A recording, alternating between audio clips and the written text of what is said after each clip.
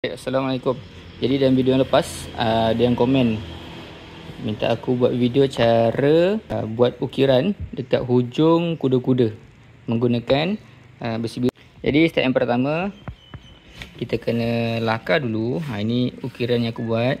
Lakar dulu, pastikan lebar ikut lebar besi biru. Okey, besi biru ada yang 4 inci, ada yang kurang 3 inci. Jadi ikut lebar besi biru korang. Okay, kemudian gunting. Okay, pastikan jangan guna kertas A4. Guna kertas yang tebal ataupun kotak lah yang senang, supaya bila kita cetak dekat besi nanti dia tak goyang-goyang. Okay, potong dulu. Okay, dah siap potong. Guna kertas yang tebal.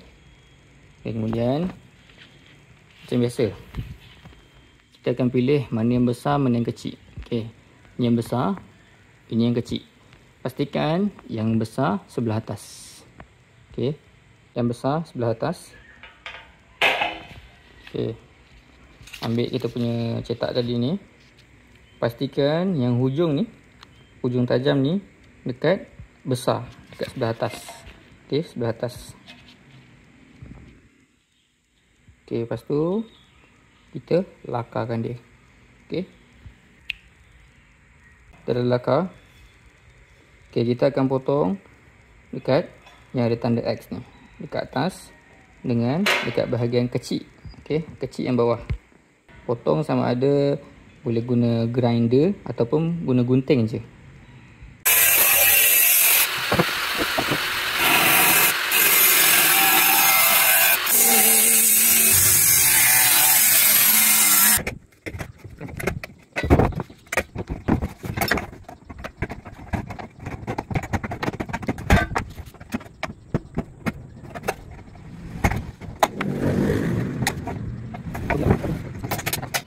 Okay, Alhamdulillah siap dah ukiran dekat besi biru ataupun C-channel.